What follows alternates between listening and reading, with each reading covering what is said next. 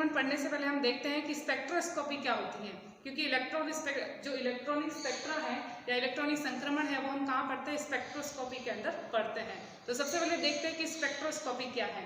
देखो, आपने नाम सुना होगा स्पेक्ट्रोस्कोपी। क्या होती है स्पेक्ट्रोस्कोपी? स्पेक्ट्रोस्कोपी जो है वो विज्ञान की एक शाखा है, एक ब्रांच है, जिसके अंतर्गत जो भी पदार्थ या मैटर होता है उसकी इलेक्ट्रोमैग्नेटिक रेडिएशन, विद्युत चुंबकीय विकिरणों के साथ होने वाली अंतर क्रिया का अध्ययन किया जाता है। और उससे क्या होता है, जब भी कोई पदार्थ या मैटर, ठीक है, इलेक्ट्रोमैग्नेटिक रेडिएशन के साथ में रिएक्शन करता है तो उसके फलस्वरूप कुछ स्पेक्ट्रा की उत्पत्ति होती है, और इन स्पेक्ट्रा के आधार पर उस पदार्थ की या कोई काल्पनिक यौगिक है तो उस काल्पनिक यौगिक की आंतरिक संरचना का पता लगाया जा सकता है कि उसके अंदर कौन कौन से बंध है, कौन कौन से फंक्शनल ग्रुप है। इस सब की जानकारी हमें प्राप्त होती है स्पेक्ट्रा से। तो ये जो शाखा है विज्ञान की, ये शाखा क्या कहलाती है, स्पेक्ट्रोस्कोपी कहलाती है। ठीक है, और स्पेक्ट्रा क्या काम आता है, कोई भी मॉलिक्यूल या कोई भी कार्बनिक पदार्थ उसका इंटरनल स्ट्रक्चर जानने के लिए काम आता है। तो ये है स्पेक्ट्रोस्कोपी। स्पेक्ट्रोस्कोपी जो है वो भी दो प्रकार की होती है, एक है एब्जॉर्प्शन स्पेक्ट्रोस्कोपी और एक है इमिशन स्पेक्ट्रोस्कोपी। एक का नाम क्या है, एब्जॉर्प्शन या अवशोषण स्पेक्ट्रोस्कोपी, और दूसरे का नाम है उत्सर्जन या इमिशन स्पेक्ट्रोस्कोपी। देखो, स्पेक्ट्रोस्कोपी में होता क्या है, स्पेक्ट्रोस्कोपी के अंतर्गत जो मैटर होता है वो इलेक्ट्रोमैग्नेटिक रेडिएशन को एब्जॉर्ब करता है। ठीक है, अगर कोई भी मैटर इलेक्ट्रोमैग्नेटिक रेडिएशन को एब्जॉर्ब करता है, अवशोषित करता है, और अवशोषण के फलस्वरूप स्पेक्ट्रा की प्राप्ति होती है, तो इस प्रकार के स्पेक्ट्रा क्या कहलाएंगे, अवशोषण स्पेक्ट्रा या एब्जॉर्प्शन स्पेक्ट्रा कहलाते हैं। एब्जॉर्प्शन स्पेक्ट्रा कहलाते हैं। और ये ब्रांच क्या कहलाएगी, ये ब्रांच कहलाएगी एब्जॉर्प्शन स्पेक्ट्रोस्कोपी। क्लियर? इसी तरह से अगर स्पेक्ट्रा की प्राप्ति जो भी विकिरण या रेडिएशन एब्जॉर्ब की है उस एब्जॉर्ब विकिरण का क्या होगा, इमिशन होगा। इमिशन के फलस्वरूप अगर स्पेक्ट्रा प्राप्त होता है तो उसे हम कहेंगे इमिशन स्पेक्ट्रा, उसे हम कहेंगे इमिशन स्पेक्ट्रा या उत्सर्जन स्पेक्ट्रा। और ये ब्रांच क्या कहलाएगी, ये ब्रांच कहलाएगी इमिशन स्पेक्ट्रोस्कोपी। ठीक है, तो ये है इमिशन स्पेक्ट्रा, ये है एब्जॉर्प्शन स्पेक्ट्रा के बारे में। स्पेक्ट्रोस्कोपी के अंतर्गत जो भी रेडिएशन एब्जॉर्ब की जाएगी, जो इलेक्ट्रोमैग्नेटिक रेडिएशन है वो हमें पता है अलग अलग विकिरणों से मिलकर बनी हुई होती है। तो जिस रीजन के अंदर मैटर एब्जॉर्ब करेगा, मॉलिक्यूल एब्जॉर्ब करेगा, स्पेक्ट्रोस्कोपी का अपन नाम भी उसके आधार पर देते हैं। जैसे कि जो इलेक्ट्रोमैग्नेटिक रेडिएशन है उसके अंदर हमें पता है कॉस्मिक रे भी है, गैमा रे भी है, एक्सरा रे भी है, फिर उसके अंदर यूवी विजिबल भी है, उसके अंदर आईआर भी है। तो जिस रीजन के अंदर वो मॉलिक्यूल आईआर जो रेडिएशन है उसको एब्जॉर्ब करेगा, उस स्पेक्ट्रोस्कोपी को उस आधार पर हम नाम देते हैं। जैसे कि एग्जांपल के लिए कोई भी मैटर या मॉलिक्यूल जो है वो यूवी रीजन के अंदर इलेक्ट्रोमैग्नेटिक रेडिएशन का एब्जॉर्प्शन कर रहा है, तो हम उस स्पेक्ट्रोस्कोपी को या जो स्पेक्ट्रा प्राप्त होगा उसको क्या कहेंगे, उसको हम कहेंगे यूवी विजिबल स्पेक्ट्रा, या स्पेक्ट्रोस्कोपी को कहेंगे यूवी विजिबल स्पेक्ट्रोस्कोपी। ठीक है, इसी तरह से अगर मान लो जैसे आईआर रीजन के अंदर एब्जॉर्प्शन हो रहा है या आईआर रेडिएशन का एब्जॉर्प्शन हो रहा है तो हम उसे कहेंगे आईआर स्पेक्ट्रोस्कोपी। क्लियर? ये तो जनरल इंट्रोडक्शन है आपका किसके, स्पेक्ट्रोस्कोपी के बारे में। हमारा जो टॉपिक है वो टॉपिक है इलेक्ट्रॉनिक स्पेक्ट्रा या इलेक्ट्रॉनिक संक्रमण।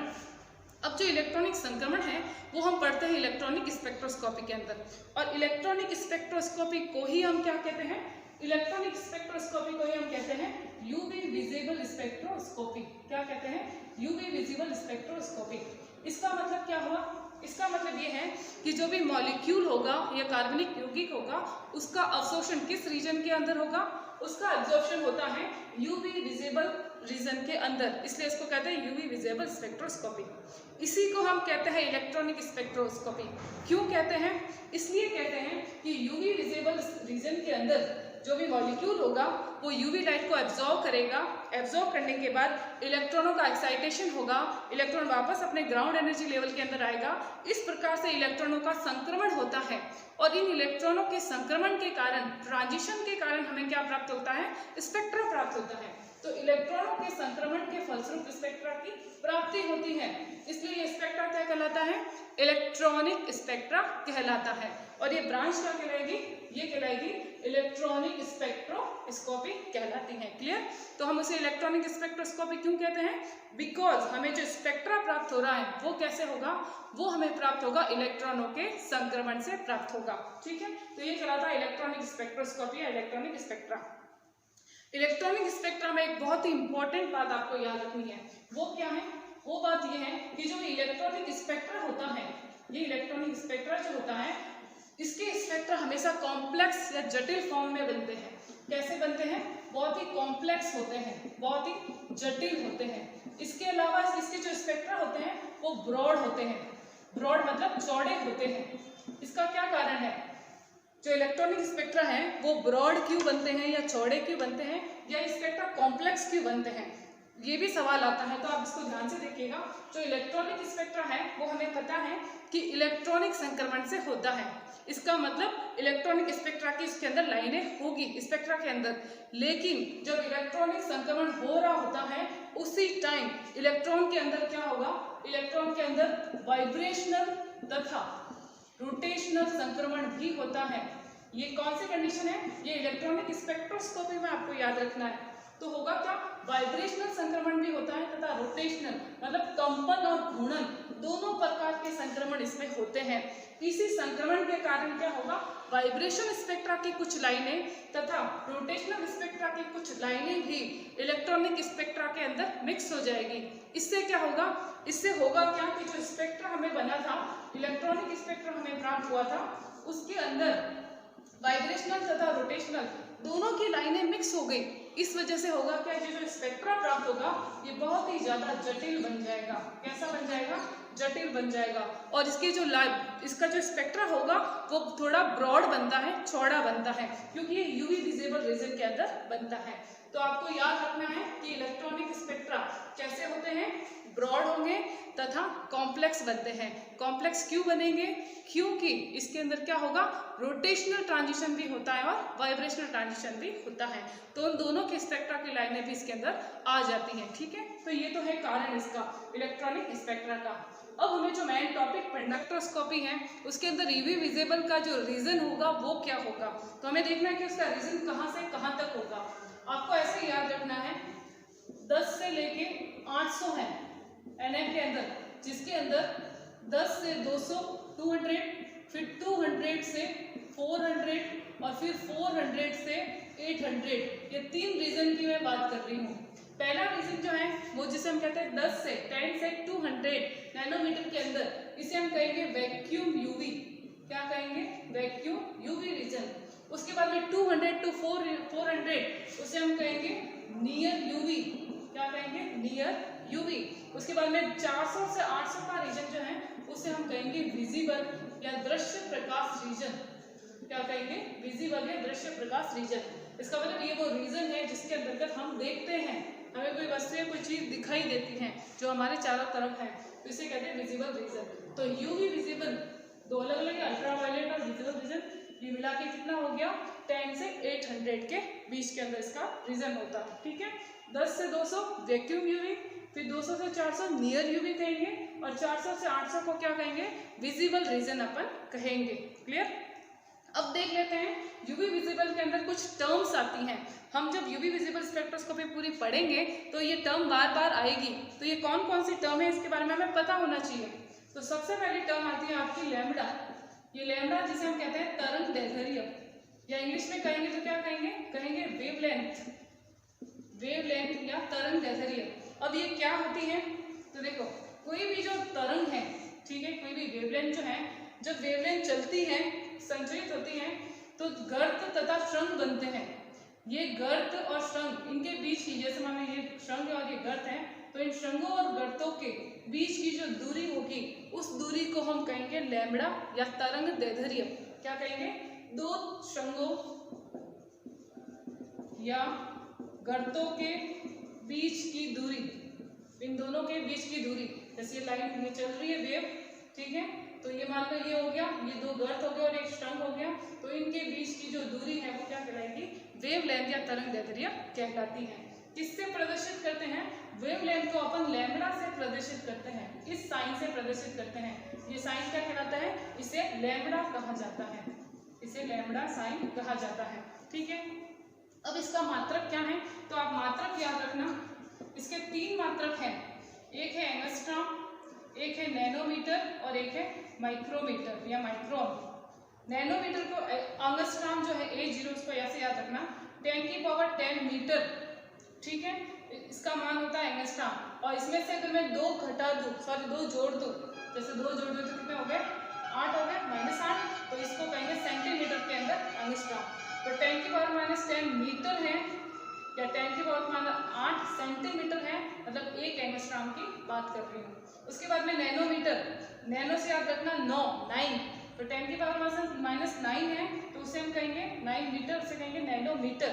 अब इसमें से अगर 2 जोड़ दूं तो 10⁻⁻7 होंगे, तो ये हो जाएगा सेंटीमीटर। तो 10⁻⁹ मीटर को कहेंगे नैनोमीटर और 10⁻⁷ को कहेंगे सेंटीमीटर, इसको कहेंगे नैनोमीटर। अब माइक्रोन, माइक्रो से याद रखो 6, ठीक है, तो 10⁻⁶ है मीटर के अंदर, तो बनेगा 1 माइक्रोन। और 10 की पावर अब 2 वापस जोड़ दो इसके अंदर, कितने हो जाएंगे? 6 के अंदर 2 4, तो ये 4 सेंटीमीटर कितने हो गए? ये हो गए 1 माइक्रोन। तो अगर मैं बात करूं 10⁻10 मीटर कितना होता है? 1 एंगस्ट्रॉम। 10⁻8 कितना होता है? 8 सेंटीमीटर कितना होता है? 1 एंगस्ट्रॉम होता है। इसी प्रकार से 10⁻9 मीटर 1 नैनोमीटर या 10⁻9 सेंटीमीटर 1 नैनोमीटर। और 1 माइक्रोन में कितने मीटर होते हैं? 10⁻6। कितने सेंटीमीटर होता है? 10⁻4। क्लियर? ये है आपके किसके बारे में? तरंग दैर्घ्य के बारे में, लैम्ब्डा के बारे में। दूसरा जो आता है उसे हम कहते हैं आवृत्ति या फ्रीक्वेंसी। आवृत्ति या फ्रीक्वेंसी क्या होती है? फ्रीक्वेंसी, जनरली फ्रीक्वेंसी का मतलब यह है कि समय के सापेक्ष कोई चीज जो है, क्रिया कितनी बार हो रही है। अगर मैं कहूँ कि 1 मिनट में ये पंखा कितनी बार घूमता है, तो ये होंगे कि फ्रीक्वेंसी या आवृत्ति होगी। इसी प्रकार से तरंग जो है, वेवलेंथ जो रेडिएशन है, उसकी फ्रीक्वेंसी क्या होती है? तो उसकी फ्रीक्वेंसी का मतलब है कि किसी भी बिंदु से या किसी भी बिंदु को प्रति सेकंड पार करने वाले विकिरणों की संख्या क्या कहलाएगी? किसी भी बिंदु को प्रति सेकंड पार करने वाले विकिरणों की संख्या उसकी आवृत्ति या फ्रीक्वेंसी कहलाती है, कि प्रति सेकंड में वो कितनी बार पार करती है, तो ये उसकी फ्रीक्वेंसी कहलाती है। फ्रीक्वेंसी को जो है अपन न्यू, ये जो इसका साइन है न्यू, इससे डिनोट करते हैं। ठीक है, मात्रक क्या होता है? तो फ्रीक्वेंसी का मात्रक होता है CPS, मतलब साइकिल पर सेकंड, या इसे हम कहते हैं हर्ट्ज। क्या कहते हैं? हर्ट्ज भी कह सकते हैं, या कहते हैं शॉर्ट में याद रखना CPS, साइकिल पर सेकंड। ठीक है, ये है इसकी आवृत्ति। तीसरा जो आता है, तीसरा आता है तरंग संख्या। तीसरी क्या है? तरंग संख्या। तरंग संख्या को अपन न्यू बार से डिनोट करते हैं। न्यू के ऊपर क्या लगा दिया? बार, तरंग संख्या। अब तरंग संख्या का मतलब होता है कि प्रति 1 वर्ग मीटर के अंदर, प्रति वर्ग मीटर या प्रति वर्ग सेंटीमीटर भी कह सकते हैं, प्रति वर्ग सेंटीमीटर में उपस्थित तरंगों की क्या संख्या क्या कहलाती है? तरंग संख्या कहलाती है। प्रति वर्ग मीटर या प्रति वर्ग सेंटीमीटर में उपस्थित तरंगों की संख्या क्या कहलाएगी? तरंग संख्या कहलाती है। इसका मात्रक क्या होता है? तो मात्रक आप ऐसे याद रखना, देखो जो V बार होता है वो होता है 1/λ होता है। ठीक है, तो अब देखो लैम्ब्डा की मात्रा क्या है? मीटर और सेंटीमीटर में होते हैं। ठीक है, तो इसके कितने हो जाएंगे? उल्टे, सेंटीमीटर इनवर्स और मीटर इनवर्स इसके मात्रक हो जाएंगे। क्लियर? तो ये है आपकी तरंग संख्या। और लास्ट एनर्जी, ऊर्जा। ऊर्जा क्या होती है किसी भी चीज की? ऊर्जा, उसकी अंतर्निहित ऊर्जा जो है उसका मान निकाला जाता है इससे, E प्रोपोर्शनल फ्रीक्वेंसी। और अगर मैं प्रोपोर्शनल हटा दूं तो आएगा h म्यू, और h क्या है? h है यहाँ पे प्लांक स्थिरांक, इसको क्या कहा जाता है? प्लांक स्थिरांक कहा जाता है। और ये म्यू क्या है? ये म्यू जो है, ये म्यू जो है उसको अपन क्या कहते हैं? उसको कहते हैं तरंग, उस तरंग की आवृत्ति कहते हैं। क्लियर? तो ये आपके क्या है? ये एनर्जी के बारे में है। इसमें ये भी याद रखना कि E जो है बराबर h और म्यू का मान क्या होता है? C/λ। क्लियर? तो एनर्जी जो है वो वेवलेंथ की क्या होती है? वेवलेंथ के इनवर्सली प्रोपोर्शनल होती है। इनवर्सली प्रोपोर्शनल मतलब व्युत्क्रमानुपाती उसके होती है। क्लियर? तो ये है कुछ टर्म्स हैं जो हम स्पेक्ट्रोस्कोपी के अंदर देखते हैं। इसी के अंतर्गत हम बात करेंगे ईएमआर स्पेक्ट्रा की। ईएमआर या इलेक्ट्रोमैग्नेटिक रेडिएशन क्या होती है और इलेक्ट्रोमैग्नेटिक स्पेक्ट्रा क्या होता है। तो देखो, सबसे पहले मैंने आपको बताया था कि जो यूवी विजिबल स्पेक्ट्रोस्कोपी होती है या कोई भी स्पेक्ट्रोस्कोपी हो, उसके अंदर इलेक्ट्रोमैग्नेटिक रेडिएशन का ही एब्जॉर्प्शन होता है तथा स्पेक्ट्रा की प्राप्ति होती है। तो ये इलेक्ट्रोमैग्नेटिक रेडिएशन होती क्या है उसके बारे में हम थोड़ा इंट्रोडक्शन देख लेते हैं। तो सबसे पहले ईएमआर या इलेक्ट्रोमैग्नेटिक स्पेक्ट्रोस्कोपी, जिसे हम कहते हैं इलेक्ट्रोमैग्नेटिक रेडिएशन या विद्युत चुंबकीय विकिरण। विद्युत चुंबकीय विकिरण क्या होती है? तो विद्युत चुंबकीय विकिरण का मतलब है कि जिसके अंतर्गत विद्युत क्षेत्र तथा चुंबकीय क्षेत्र मतलब इलेक्ट्रॉनिक फील्ड तथा मैग्नेटिक फील्ड दोनों साथ में होते हैं और दोनों एक दूसरे के परपेंडिकुलर या एक दूसरे के लंबवत होते हैं। इस तरह से, जैसे ये रेडिएशन है तो हम इसको इस तरह से कह सकते हैं, एक दूसरे के लंबवत है। ये इलेक्ट्रॉनिक फील्ड हो गया तो ये मैग्नेटिक फील्ड हो जाएगा, ठीक है। तो विद्युत चुंबकीय विकिरणों के अंदर विद्युत क्षेत्र तथा चुंबकीय क्षेत्र दोनों होते हैं और दोनों एक दूसरे के लंबवत होते हैं। ये पहली बात याद रखना है। दूसरी बात, जो भी इलेक्ट्रोमैग्नेटिक रेडिएशन होती हैं ये निर्वात में भी गमन कर सकती हैं। इसका मतलब क्या है कि इनके गमन करने के लिए माध्यम की आवश्यकता नहीं होती है। निर्वात के अंदर भी इजीली इनका संचरण या गमन हो सकता है। तो किसके अंदर? निर्वात के अंदर भी गमन कर सकती है।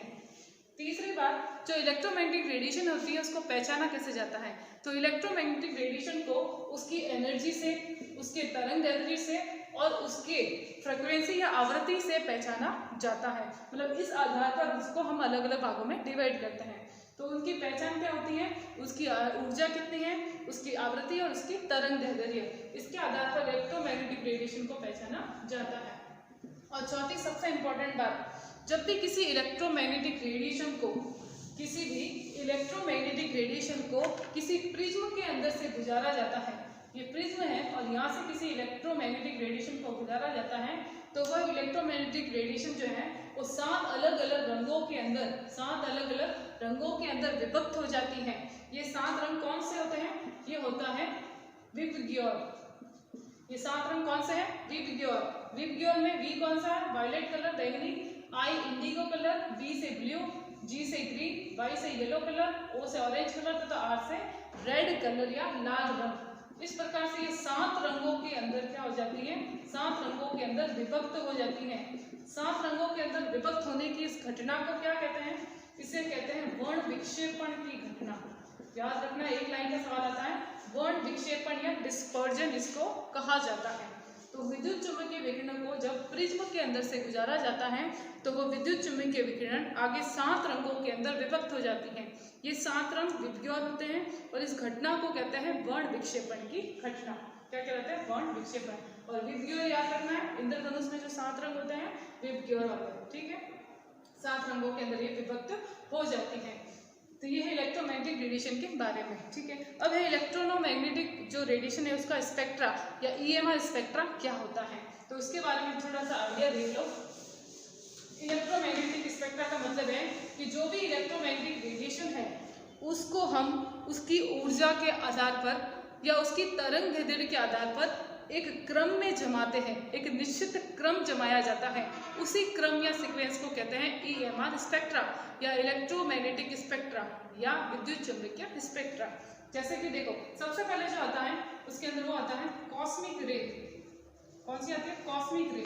फिर आती है गैमा रेज, फिर आती है एक्स रेज, उसके बाद आती है यूवी मतलब अल्ट्रा वायलेट, फिर आती है विजिबल। विजिबल के बाद आता है आईआर रीजन, आईआर के बाद आता है आपका माइक्रोवेव और उसके बाद में लास्ट में आती है रेडियो वेव। ये सबको मिला के कहते हैं इलेक्ट्रोमैग्नेटिक रेडिएशन। इलेक्ट्रोमैग्नेटिक रेडिएशन के अंदर ये सब मिली हुई होती है, ठीक है, आपको ऐसे याद रखना है। अब इनको हमने क्या किया? अलग अलग भागों में ऊर्जा के आधार पर, तरंगदैर्ध्य के आधार पर बांटा है। तो सबसे पहले जो लिखी हुई है उसकी ऊर्जा सबसे ज्यादा होती है, मतलब हमें इसको इस तरह से लिख सकते हो कि ये सबसे ज्यादा ऊर्जा वाली। तो उल्टा क्रम क्या हो जाएगा? उल्टा क्रम हो जाएगा तरंगदैर्ध्य का, ये सबसे अधिक तरंग क्योंकि हमें पता है ऊर्जा प्रोपोर्शनल 1/λ, ई बढ़ेगा तो लैम्डा घटेगा, ऊर्जा बढ़ेगी तो तरंग दैर्ध्य घटेगा। ठीक है, तो आप तो चाहे तो एक चीज याद रखो, चाहे तो एनर्जी याद रख लो, चाहे तो लैम्डा याद रख लो। तो आप एनर्जी याद रख लो कि सबसे ज्यादा ऊर्जा किसकी होती है, कॉस्मिक रे की होती है। उसके बाद किसकी कम होती है, गैमा रे। गैमा रे के बाद एक्सरे की ऊर्जा और कम होती है। फिर अल्ट्रावायलेट, अल्ट्रावायलेट कौन सा, पराबैंगनी किरणें, जो सूर्य से पराबैंगनी किरणें आती है वो अल्ट्रावायलेट। उसके बाद में विजिबल रीजन, दृश्य प्रकाश जिसमें आप देखते हो, और उसी के अंदर क्या आता है, विबग्योर, विबग्योर ये आपका विजिबल के अंदर आता है। फिर आईआर, आईआर में दो आते हैं, नियर आईआर और फार आईआर। नियर मतलब पास आईआर और फार मतलब दूर वाला आईआर, दूरस्थ आईआर। तो ये आईआर रीजन आता है। उसके बाद में आता है माइक्रोवेव। माइक्रोवेव जो होते हैं उसके अंदर कौन सी रेडिएशन होती है, माइक्रोवेव रेडिएशन होती है। तो ये माइक्रोवेव। उसके बाद सबसे लास्ट है रेडियो वेव। तो रेडियो वेव की ऊर्जा सबसे कम लेकिन तरंग दैर्ध्य सबसे ज्यादा होती है। इसी तरह से कॉस्मिक रे की ऊर्जा सबसे अधिक और इसकी जो तरंग दैर्ध्य होगी वो सबसे क्या होगी, कम होती है। ठीक है, तो ये जो सीक्वेंस हमने बनाया है उस सीक्वेंस को क्या कहेंगे, इसको हम कहते हैं इलेक्ट्रोमैग्नेटिक स्पेक्ट्रा कहा जाता है। तो आपको समझ में आ गया इलेक्ट्रोमैग्नेटिक रेडिएशन क्या है, विद्युत चुम्बकीय विकिरण क्या है। विद्युत चुम्बकीय विकिरण जिसके अंदर विद्युत क्षेत्र तथा चुंबकीय क्षेत्र दोनों होते हैं और दोनों एक दूसरे के लंबवत होते हैं। क्लियर, तो ये है थोड़ा सा इंट्रोडक्शन आपके यूवी विजिबल स्पेक्ट्रोस्कोपी के बारे में। ठीक है, ओके, थैंक यू।